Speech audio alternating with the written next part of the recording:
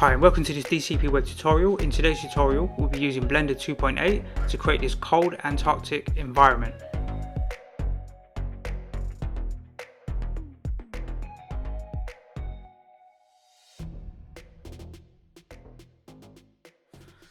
Okay, so on my desktop I've got this folder. I'm going to open up this folder. So create a folder on your own desktop and just create another subfolder inside and call it HDRI. And then open up that folder, go to your web browser and go to the HDRI website. So I'll put a link to this website in the YouTube description.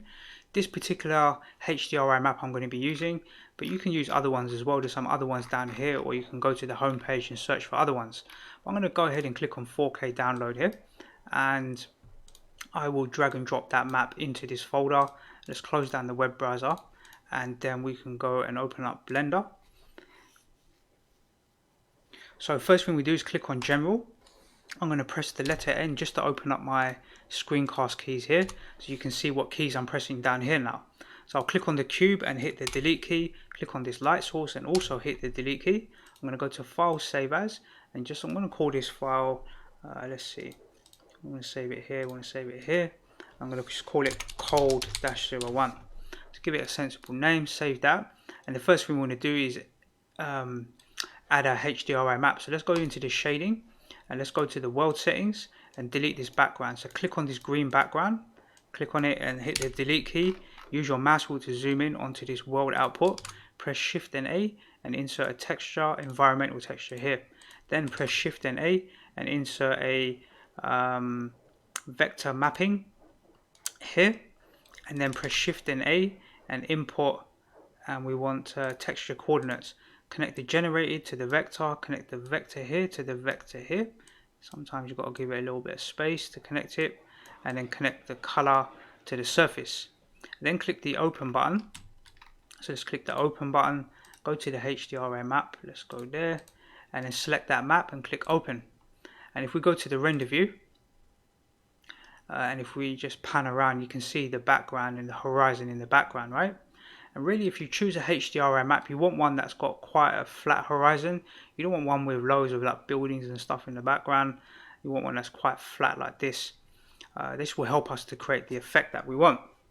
So let's go ahead and go back to our layout for the moment and click on the render view. And we want to insert a sort of flat plane here. So let's press Shift A and insert a plane. Shift and A, select plane. So we've got a little plane here, we want to scale it out. Let's press S to scale and then hold down the Shift key and Z to scale it on the X and Y axis only. Hold down Shift and Z. So S to scale, Shift and Z, and then type in 400. Or you can just type 400 and 400 here. That's the same thing. And we want to now make this plane reflect the skylight above. So or the sky above. Let's go to our shading and let's go to the world setting, the object settings, and let's make sure we click on this plane. Let's just call this water for now. Water. So we'll click on this water object or this plane and we'll click on new. And when we click on new, we want to reduce the roughness right down to around 0.059, and then the base color we want to bring that down to sort of quite a dark shade, right around this sort of shade here. Now we want to add a bump map, so let's press Shift and A and go to vector bump here, and then press Shift and A again and add a texture. What do we want? We want a noise texture. So connect the color to the height, connect the normal to the normal here, and then just change the scale slightly until you start to see that these like shimmers in the water, right? Something around like here, something like this, not too much. Let's bring that down a bit, something like around here. So I'm setting it to about 39.5 and 5.8, so you get like these sort of watery type effects, right? And you can change the detail, decrease it, increase it. We can experiment with that a little bit later. Let's go back to our layout and go to File, Save, and then we want to now add some sort of, what do they call it, iceberg, something like this, right? To do that, let's go to Edit, Preferences, and inside Preferences click on Add-on, and inside the search here type in Land, and then make sure this Add Mesh A.N.T Landscape is ticked off. Make sure it's ticked off, and then click the close button, then press Shift and A, and under mesh you'll see landscape here. Click that and now you'll see a little bit of a landscape, but don't click anywhere. Make sure you click on this option here first, and this will expand and show you more information. Let's click on the drop down and we want large terrain. So now we've got this large terrain. Set the subdivision to 256 and 256 here. Make sure they're 256 each one, and you can play around with the random seed to change the shape of the land. It will just randomly generate sort of different sort of land, right? And we want to now really, let's see, what we want to do is left click outside, and let's just move down to around here. So this will be kind of our starting off landmass. Let's click on this object, the what's it called in here? It's called landscape, right? So let's call it landscape -01 or 01. Let's click that, go into the shading, let's click a new material for it, and let's just in fact let's go back to the layout and just pick some sort of view that you like, right? You can have sort of hills and stuff in the background if you want. I think around sort of here is pretty good, right? This sort of angle. You can choose any angle you want, and once you've got that angle you like, press Control, Alt and 0. That will bring the camera to that particular view, and you can zoom in, and this is what the camera can see right now. So really I want to move that camera up a little bit. Let's move the camera, click on the camera, and let's just move it up slightly to around here. Something like this. And we'll set the Y rotation to 0, and the Z rotation is fine. Let's just set that to around 190, and then the rotation here, want to bring it up a little bit, want to level it out. You kind of want this sort of snow or whatever you want to call it halfway on the midpoint, right, of your camera. You don't have to be, you can do whatever you want, but that's kind of what I think looks good. So let's click on this landmass here, go into the shading, and inside the shading we want to, inside the viewport up here, press 0 so you can see what the camera sees. Turn off the overlays so you can just see everything quite clearly, and then we want to bring down the specular a little bit. Let's bring that down a bit, and the roughness we want to bring that down a bit as well to something like this, so it looks more like snow now, right, rather than it just being some sort of flat object. Now it's going to reflect the light depending on the angle, and you're going to get this nice effect. It looks more like snow. For me it looks more like snow, hopefully you think the same. And if we turn off the overlays here, we can see what it looks like. Now we want to place some little icebergs in the water, so let's press number 7. That takes us into the top view, and really we want to pinpoint our camera. So our camera, let's click on it, let's just zoom in a little bit. So our camera is here, let's just see, our camera is here, and we want to add our sort of objects around here somewhere. So we can add them. Really the smart thing to do is to take the 3D cursor. So wherever the 3D cursor is located is where the object's going to be placed. So if I put the 3D cursor, let's turn on our overlays, right? We have to turn the overlays on. So here's our camera, it's pointing this way. If we take the 3D cursor and place it somewhere else, that's where the object will be placed, the new object. So let's press Shift and A and go back to mesh and go back to landscape. And inside landscape, this time in the drop down we're going to set Mesa, and that will create this little sort of island, think of it that way. And the subdivision, I want to set it to 256 and set it to 256 here as well. And then let's just let Blender work that out, and now you're going to have this little landmass here. It's like a little iceberg, think of it that way. And what we'll do is press the letter N on our keyboard and press N, go to view, and in here it's called landscape 001. So we're going to lock the camera. Where's the camera? Let's see, lock to object, that's the viewport. So I think in here if we select 001, so in here we're going to lock the camera or the 3D view to this landscape, so we can rotate around it and see what it looks like. Now we can just decide, does that look right? Do we want to change it? Should we change the random seed? So if we change that, it's going to change the shape of that object. Where's it gone? It's disappeared on me. It's over here. When we change it, we have to actually select back here. It's a little bit annoying, but that looks fine. I think that's going to be pretty cool. I think that's good, right? So let's go ahead and left click to accept that, let's click on our cursor and then click left click to select it. We can press N on our keyboard to close that down, and you can see this white panel around the edge, right? We don't really want that. So let's click on this object, go to its settings, and we just want to drop it below the water. So it's just below the water line. If we set that to 0, it's going to sit on exactly the same plane as this water that we created before. So we want to drop it down just a little bit to around, let's say 0.01 here. Now you can see that object here. And let's go and click on our render settings here. Let's try something here. In the render settings, let's set it to 128, and the viewport we'll also set it to 128, and we need to turn on screen space reflections, so we can see this iceberg being reflected in the water here. Can you see that?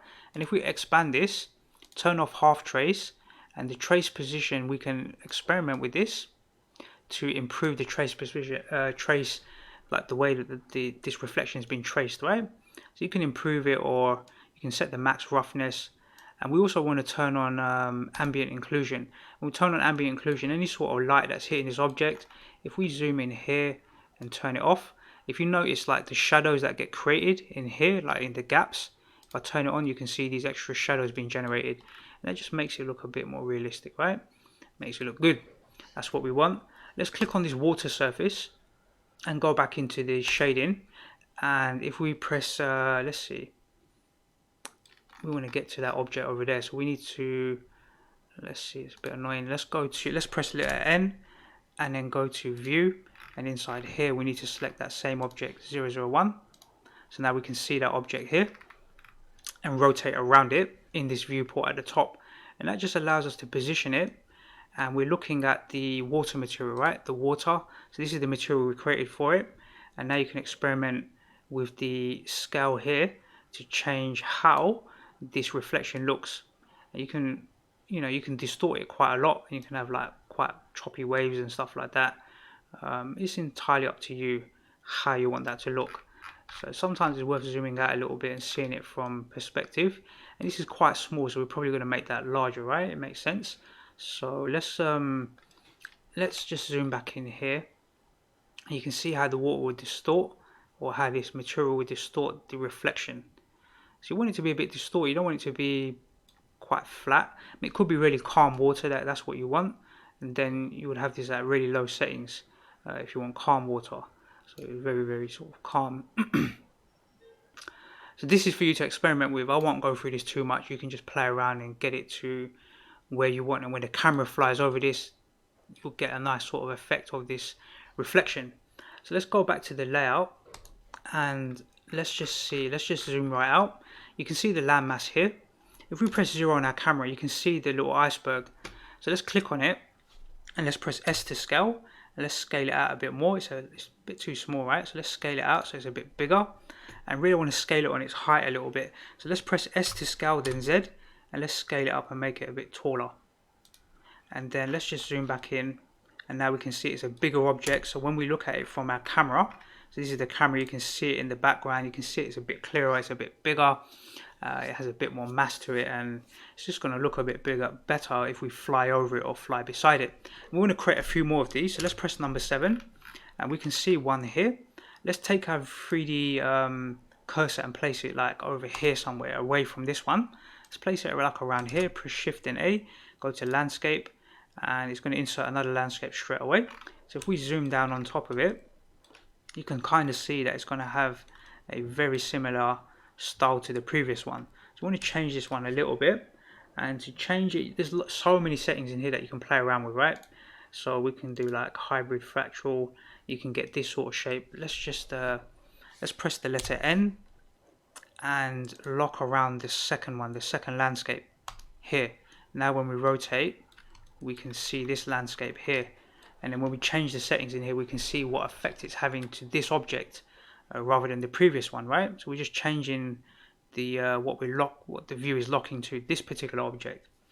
So we can go in here and we can change. It's pretty annoying because when you change the settings here, it seems to unlock this for some reason. I'm not sure why it's doing that. that's what it looks like right now. Maybe we'll try this terrain. There must be a better way of doing this. Let's see, lock to objects here. Maybe this will be like more of a lock camera to view. I think this is the camera option up here, right? So if we lock the camera to here, then maybe that will help us. It won't keep changing, switching here. So let's see. Mobile, it still removes it for some reason. It's quite annoying. Anyway, we'll leave it like this. I think this one's okay. This will be a nice one to fly the camera through the middle, right? Something like this. We'll leave it at 256 divisions, subdivisions, and let's left click outside. We have to click on the select box, then left click to confirm it. Then those options will disappear. So let's click on this object. Let's push it under the water. So let's set the Z value to 0 and then press 1 time here to move it under the water like this. And let's see, we want to scale it up because it's quite small and we want to rotate this one. In fact, probably let's zoom out a little bit here. What we'll do, let's press the letter N to close that, and let's press S to scale it. Let's scale it up a bit. Let's make it a little bit bigger than this one, and I want to press R to rotate, and then I want to press Z. I want to rotate this around to like around here, something like this. We might drop it down a little bit more. Let's see, somewhere like around here I think is better. So I've reduced the removed it down a little bit more as well. Let's just see how it looks. So let's press 0 on our keyboard. Now you can see that one there, and I want it to be a bit further back because I want to fly through this one. So let's press middle mouse click, and let's just go to the top view somewhere, and we'll press click on this iceberg, this one, press G to grab it, and we're going to move it to around here somewhere. And if we press 0, it's moved upwards. Let's do Control Z. Let's press number 7. Let's press let's select this object, G to grab it. It shouldn't move it up really. Yeah, it shouldn't be moving it upwards. Strange that it moved it up, but anyway. So we've got 2 objects here. Now you can go and create more of these objects. You can replicate them and resize them and scale them to change them. So let's try and do that anyway. Let's click on this object, press Shift and D to duplicate it, Shift and D. Let's press G to grab it and move it over to here somewhere. Let's press R to rotate, then Z. We can rotate it around a little bit, and we'll drop this one under the water more so that we see less of it. Let's just zoom in on that one and see what it looks like. Let's just see from here. I think that should be fine, and we might press S to scale and scale it out a bit bigger. Let's make it a bit bigger. Let's press 0. Now you can see that one in the background is much bigger. You can now start to build up these icebergs into the background, play around with them, change their rotation and their settings. It'd probably be worth adding a third one, right? Something a bit different. So maybe we'll create one more. Let's go and press Shift A, and let's move our 3D cursor. In fact, we can probably leave it there because we're going to move it anyway. But let's place it around here somewhere, like here. Let's press Shift A, landscape, and you can choose a different landscape. It doesn't have to be the ones that I'm selecting from here. You've got all these other different ones, right? But normally the ones that I'm choosing are the ones that are going to work the best. So you can do a mountain if you want. I'm not convinced mountain is going to look good, but let's try. Let's do mountain. Let's just zoom in on this object, and now you've got this sort of mountain shape. Let's press N here and lock object to 0.4. So these will be like mountains, right? This object here, but I don't think that's going to work very well. It's too flat. Or is that our landscape that we did before? Let's see. Here's our mountain here. So that might work as an iceberg in the water. And we'll set its subdivision to 256 and set it to 256 here. Just wait for Blender to do the calculation. It takes a little bit of time. Shouldn't take too long. And then we can left click here to select box, click outside, press on the viewport. We can really, let's see, we can lock around that 004. We can see it. Let's select it, let's press S to scale and scale it up. Let's make it quite big, something like this. And then we want to move that under the water, so let's set it to 0 value and then just decrease it until you don't really see like flat edges around the edge. So I think something like this will look pretty cool.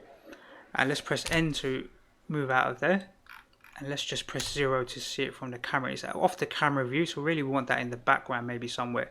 So let's press 0 and let's press number 7. That's our object and we want it to be placed maybe around here. So let's press G to grab it and move it down to around here somewhere. And let's press S to scale. Let's scale it up. Let's try and make it bigger than that object. Let's see. Let's press 0. Now you can see those different objects, right?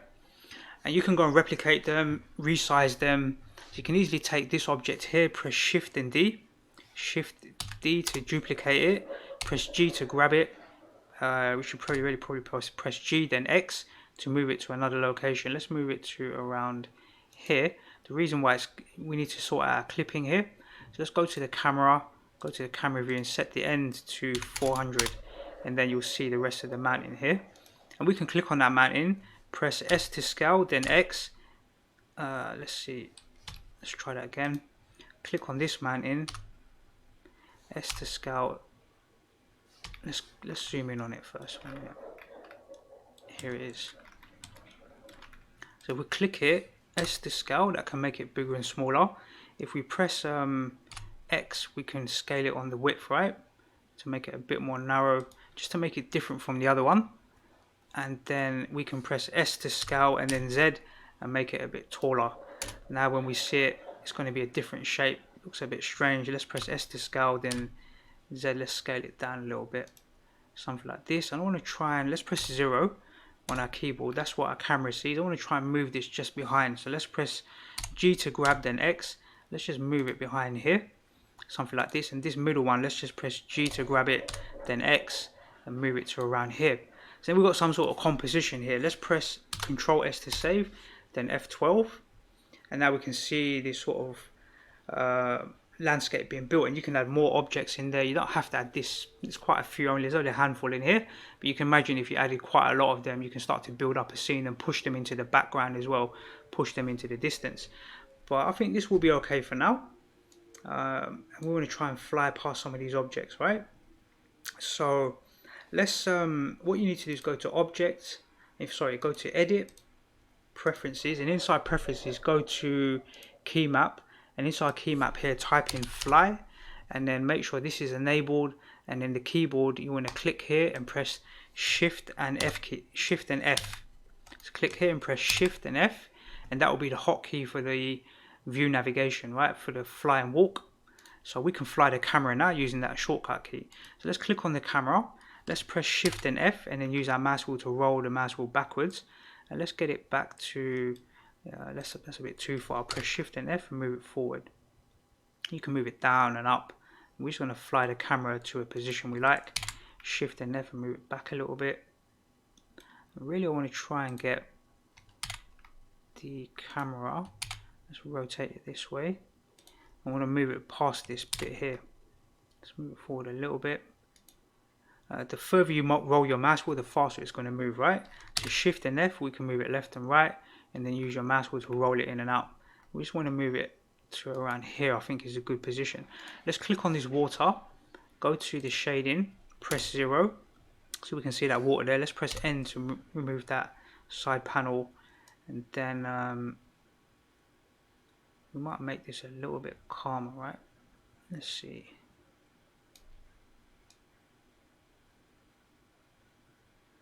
I think somewhere around here. I'm setting it to 1.5 and then 24.9.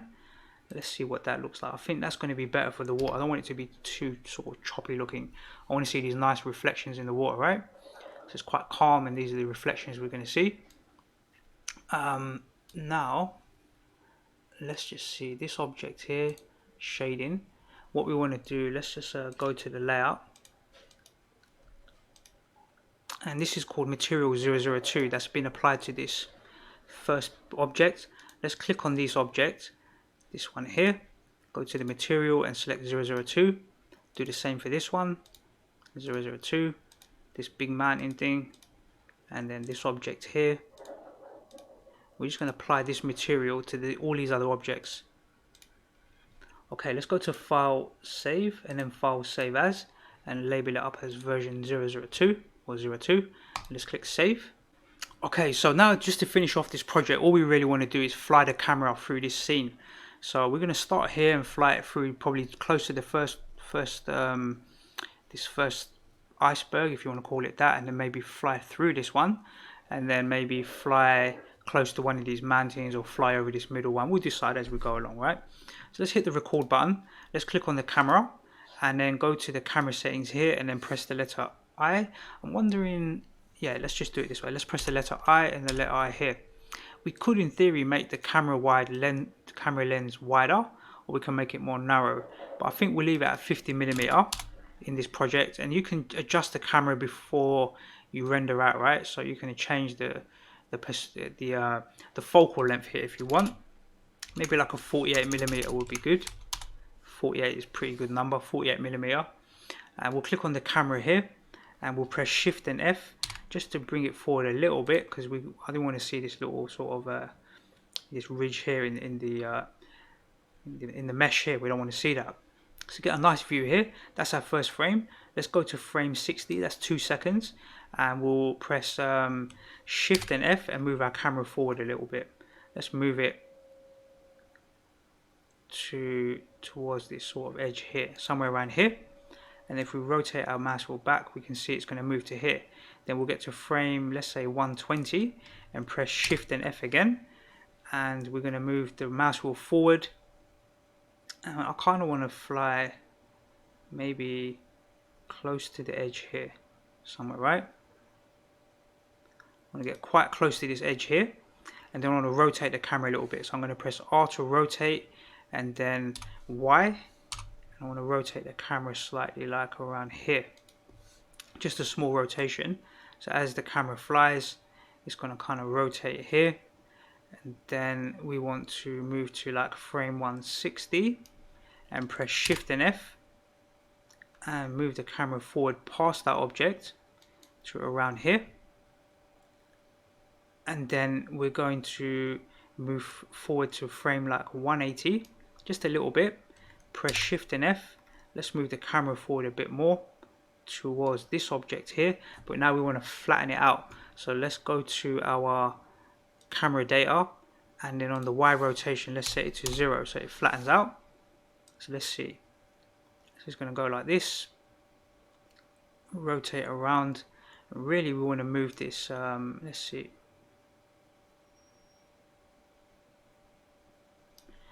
Uh, 180 to around 110, 210, and let's press Shift and F, and let's fly towards this.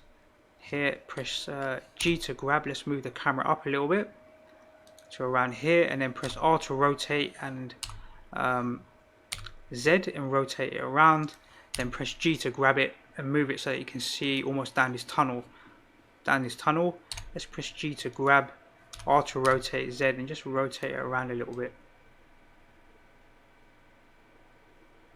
So we want to get to around here, and then we want to fly through. So let's go to frame 240 and press Shift and F and rotate the mouse wheel forward a little bit and just fly through it basically.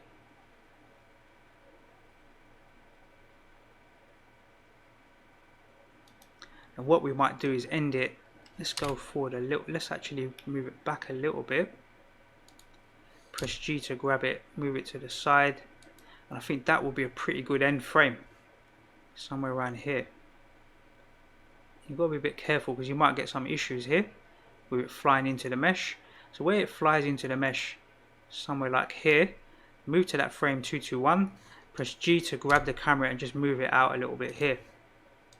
And then Blender will do the rest of the work for you, right? And maybe what we do is just on these last few frames, let's set it to 300, give it a few extra frames,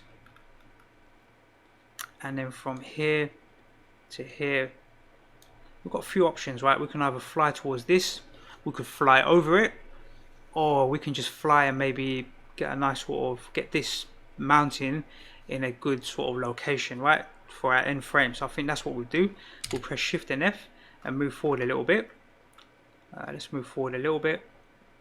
Let's try and get that mountain kind of centered out nicely. Let's press G to grab and move it down, and then press Shift and F and move the mouse wheel upwards, so we rotate upwards, right, to around sort of here. And let's see what that looks like towards the end. I think that's going to be pretty cool.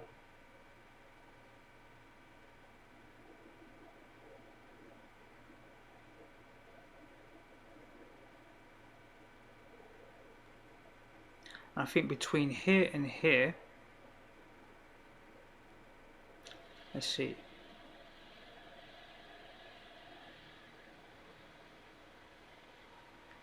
I think on this frame we can rotate the camera slightly the other way. So let's press R to rotate, then Y.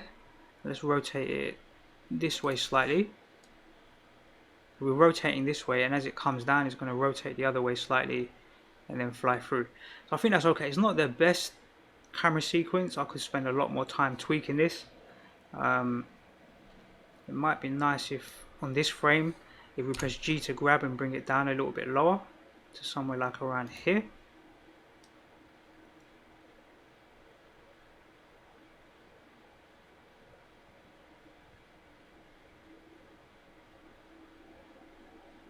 And probably on this keyframe here, we'll press G to grab it and move it down a bit more to around here.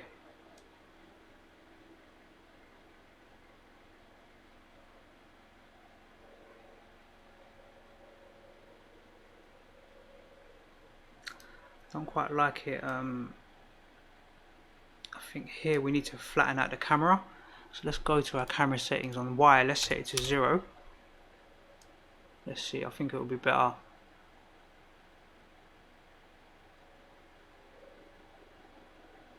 Here, really, we want to get a bit closer to this. Let's press Shift and F, and then Shift and F, and in fact, let's press G to grab and move it closer. In between here and here, the camera doesn't move that far forward, so we want it to be moving forward a bit more here on this frame 160. So press Shift and F and just move the camera forward a bit more. Let's just press G to grab it and move it up, because between here and here it's not moving that far forward. This frame here, I think we'll select it, right click and just delete it. Delete keyframe.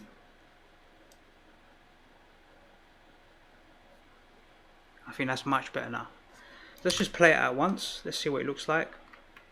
Turn off our overlays.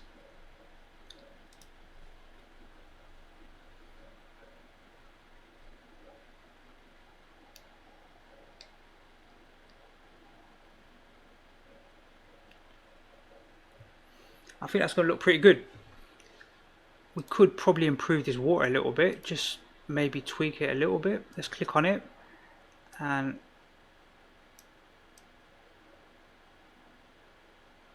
let's see if we can get a bit more out of this water. I think now it looks a bit better, right? Now you can see like the water rippling, like the reflections rippling in the water, which I think looks a lot better. Let's see how it looks on the end frame. I think that looks much better. So the settings I set it to was 2.7 and then 3.2.2, 32.2. So let's go ahead and render this out. Let's go to File, Save, and in the Object output here, the output settings, I want to set it to 30 frames a second. Let's go to the PNG and set it to AVI JPEG. Let's open this folder and we want to go to the desktop, click on here and then click Accept. Let's press Ctrl S to save, then Ctrl F12 to start rendering out each frame. It's going to take a bit of time to render out. It's not that complex, so it should move pretty quick, but I'll pause the video, let it render out all the 300 frames, and then we can check what it looks like once it's completed. Okay, so Blender's finished rendering out all of the 300 frames. It didn't take that long. It's quite a simple animation. So let's close this. Let's go to File, Save and Minimize, and then on my desktop we'll have this new AVI file. We can open it and let's just set it to repeat. We can check it out. So I think it's looking pretty cool. I quite like it. It's a very basic animation, but at least you've learned some techniques of how to place those background skies. That was kind of the main objective of this tutorial, showing you how to get those nice skylines in the background. So when you go and create more complex animations and models and stuff like this in Blender, then you can use these nice skylines, right? Which I think looks very realistic and looks very cool. The models themselves could have been a lot better, to be fair, of these icebergs, but you know, it's a very basic animation. It's just showing you some key techniques, but I think you can do some nice work with this now if you put some more time and energy into these icebergs, make them look a bit better, and play around with the settings for the water, the roughness. Then I believe you can create something pretty cool as well. But it all takes time and energy and effort. So this was just a basic tutorial, just giving you a quick overview of how to create these sort of Antarctic iceberg scenes.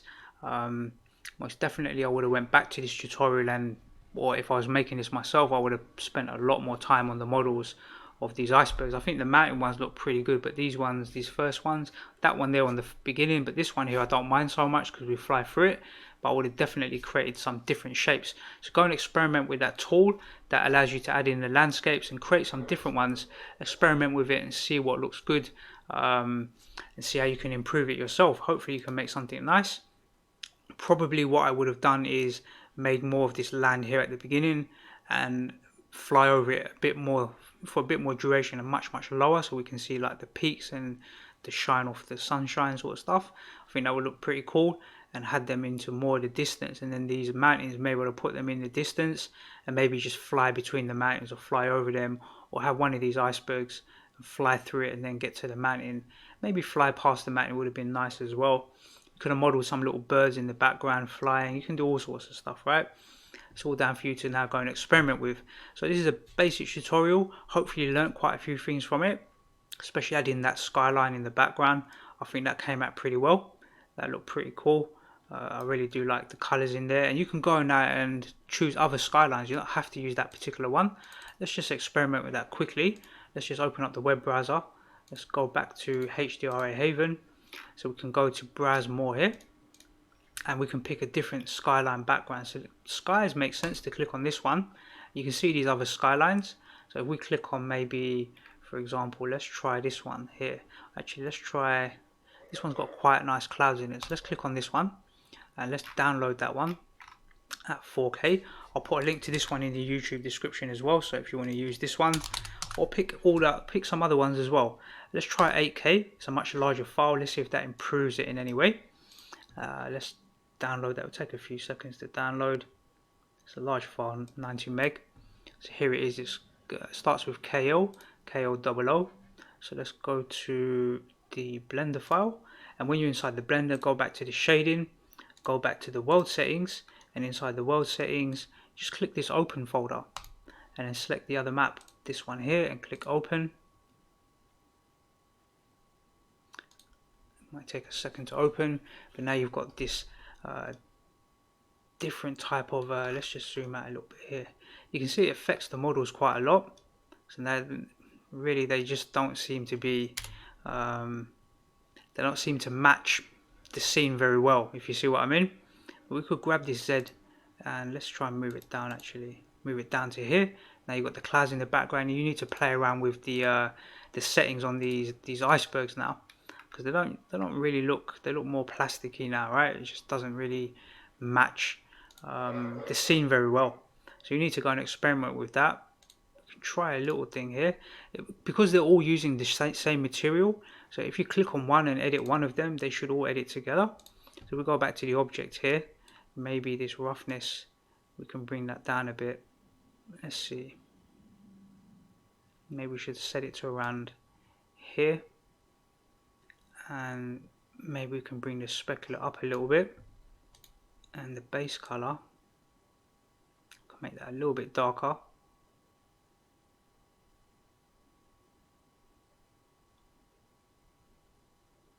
And then you can go to the water material and change that a little bit as well. So you need to really change the materials based on the lighting in the environment. So this looks okay now. This doesn't look too bad. Let's just turn off the overlay, press F12 to render it, and now you've got this scene here with the white clouds, the white snow and the icebergs. just by changing a few little settings, right? And the water will look slightly different as well because the lighting's different that's hitting this water scene. Okay, so I will go to File, Save As, and save this as another version. We made some slight changes to it, and I've got the original one there as well. Let's close this. Let's close this down and close this. That's the end of this tutorial. I look forward to seeing you on the next DCP web tutorial.